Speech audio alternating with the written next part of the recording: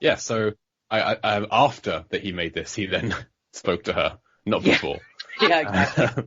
That is true. I do forgot think about that. the inclusion of the mako sharks was smart, though. I mean, they have the biggest brain to body ratio. They're the fastest Not sharks. big enough, apparently. Yeah. Yep. Not big enough. Warm-blooded. I kind of dug it. And also, I researched their heartbeats per minute.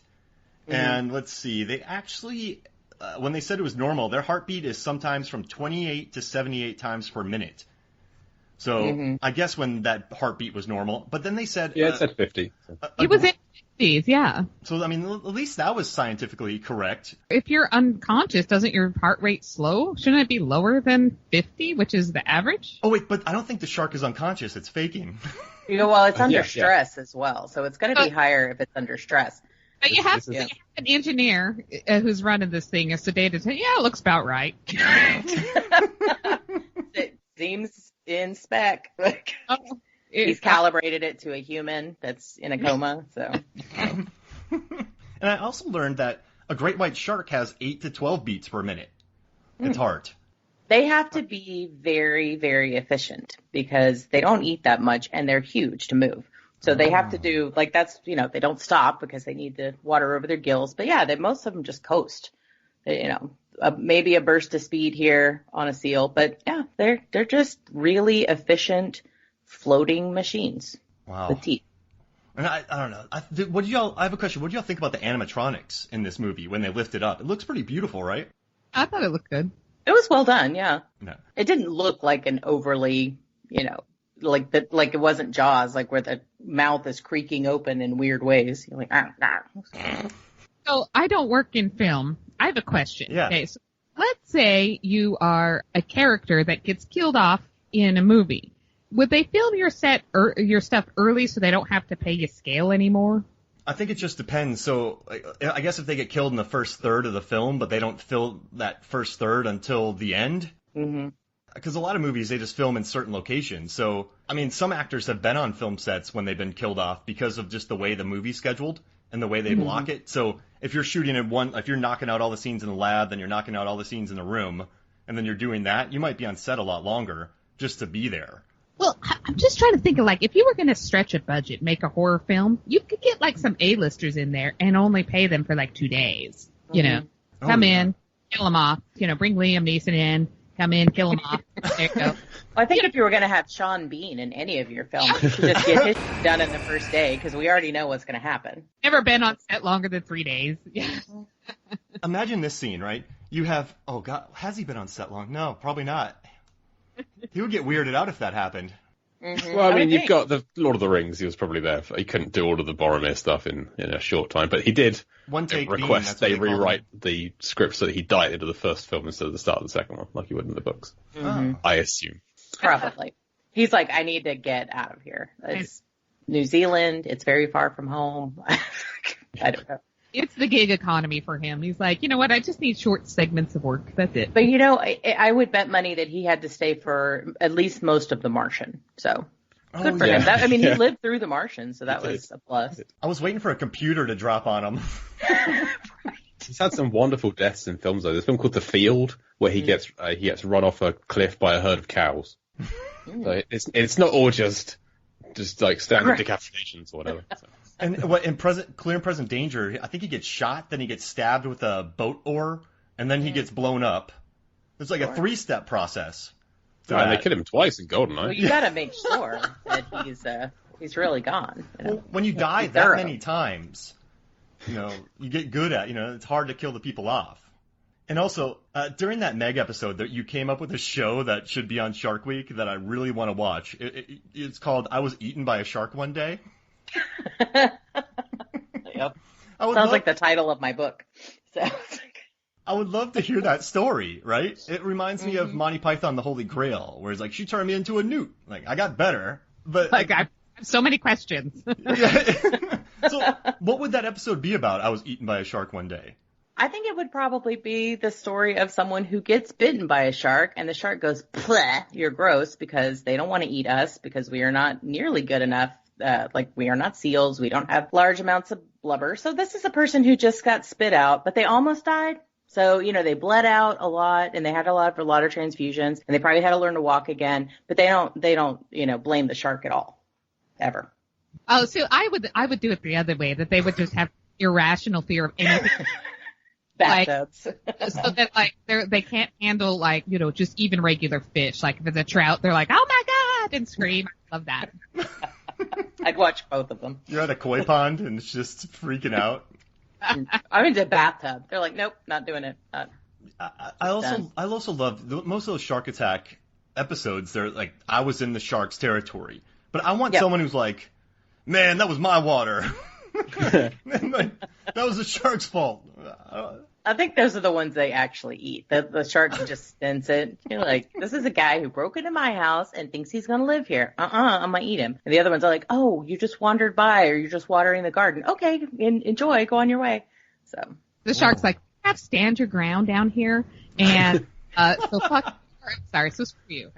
They're like, listen, six or seven times a year, we need to make a statement about what happens when you bust into our house. We're going to eat you, but we're probably going to spit you out because, again, you don't taste that good.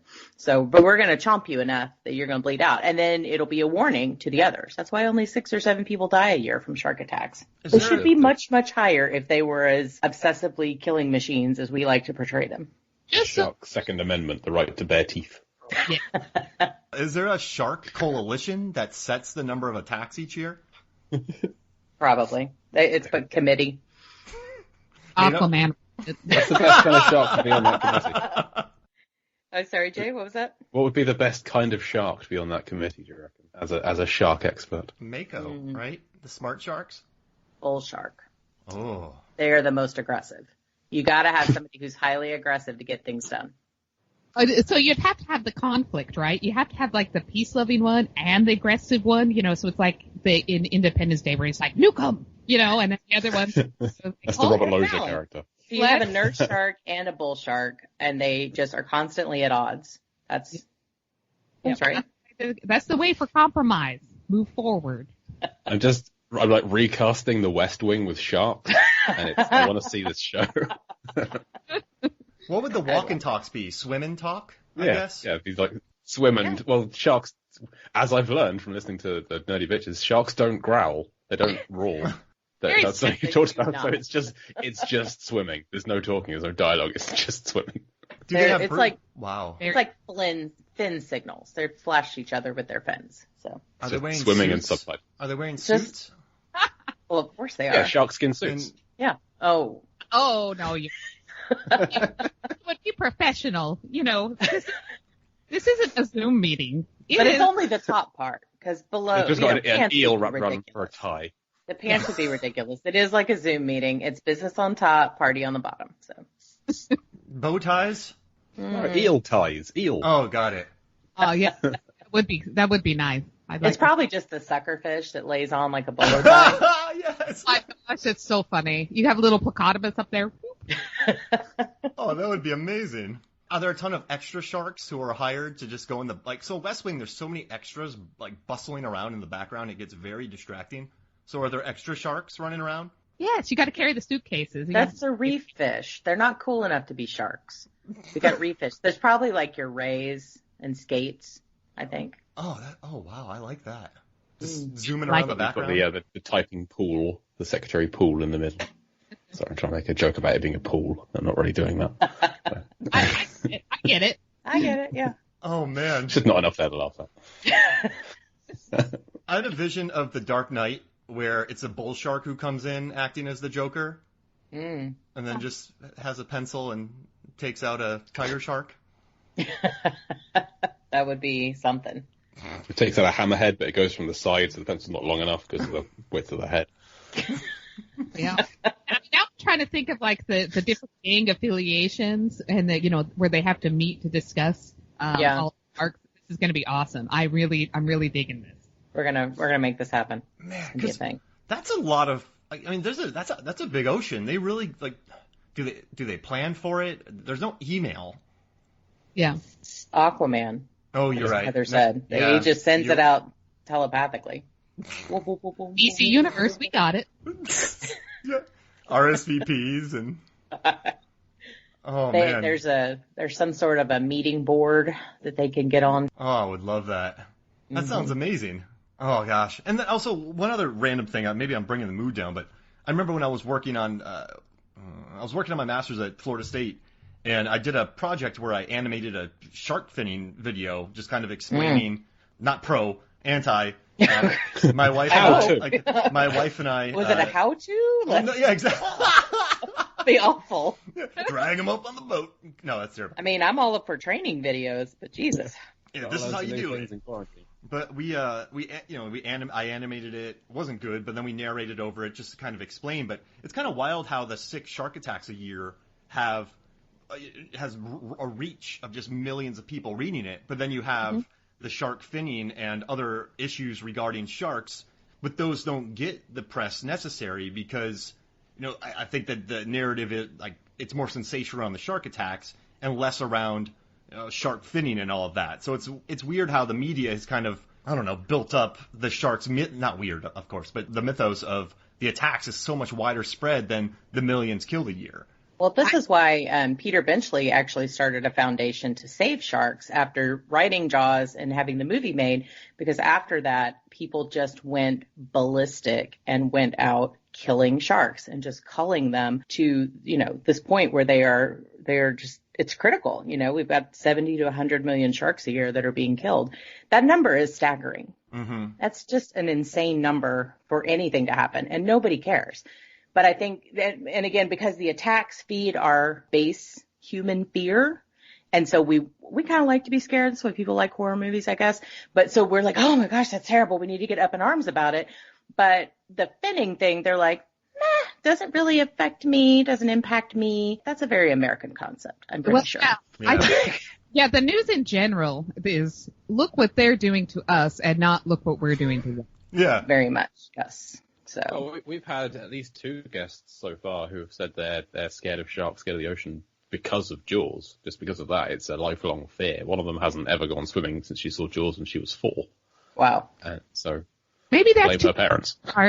Jaws, I'm just saying, maybe 4 is a little young. Yeah, I think. Yeah, she was on with her dad, who was the one who showed it to her. See, she should have started with Jaws 3D, and it would have been so ridiculous that she would never have been scared of sharks because look how silly that looks. So I'll tell you what, though, Jaws Revenge didn't scare me from the water, but I would never get on a banana boat.